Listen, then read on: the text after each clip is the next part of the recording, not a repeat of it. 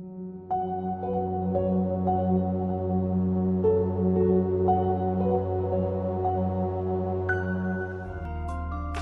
រាបសួរ ខ្ញុំឈ្មោះរុនម៉ៃឡាឆ្នាំទី12នៃសាលាកាលស្ទីបជាបរិវត្តបច្ចុប្បន្នខ្ញុំរស់នៅភូមិសន្ធំ3សង្កាត់ស្ទឹងមានជ័យខេត្តមានជ័យរាជធានីភ្នំពេញបងប្អូនខ្ញុំមាន2នាក់ខ្ញុំជាកូនច្បងនៅក្នុងគ្រួសារអាប៉ារបស់ខ្ញុំពូកបន្តមុខរបរជាកម្មករកម្មការិនីរោងចក្រនៅភ្នំពេញជីវិតរបស់គ្រួសារខ្ញុំគឺមានការខ្វះខាតលំបាកក្នុងការរកថវិកាមកផ្គត់ផ្គង់គ្រួសារខ្ញុំចាំមិនថាខ្ញុំចូលរៀននៅ PO នៅក្នុងឆ្នាំ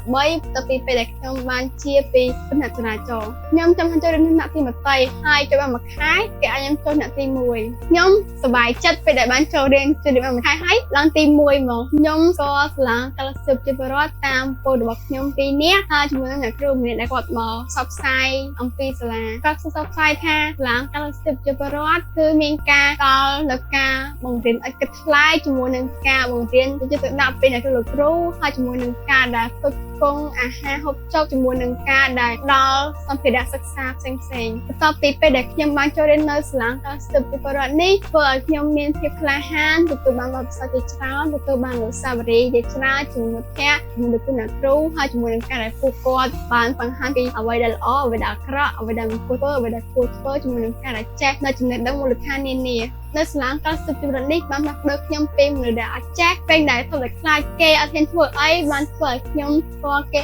ឯងហើយអាចតំណាងឲ្យសាលានានាជាមួយនឹងការដែលអាចទទួលបទពិសោធន៍ជាមួយនឹងការដែលអាចនិយាយសន្ទនាជាមួយនឹងជនបរទេសផ្សេងៗនៅក្នុងសាលាខ្ញុំក៏បានចូលរៀនជាមួយនឹងកម្មវិធីវិជ្ជាដេញដោលជាមួយនឹងការ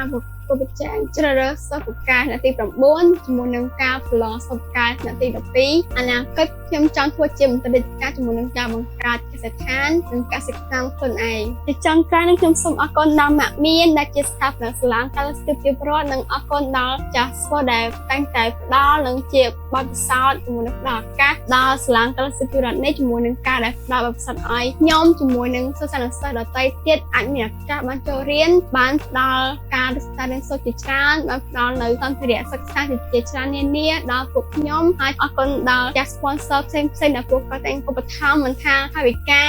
សម្ភារៈផ្សេងៗនានាហើយក៏សូមសំណូមពរឲ្យចាស់ sponsor ទាំងអស់នៅតែបន្តការ sponsor ដល់សាលាកាលស្ទីបជាបរិវត្តមិនថាឥឡូវនិងពេលអនាគត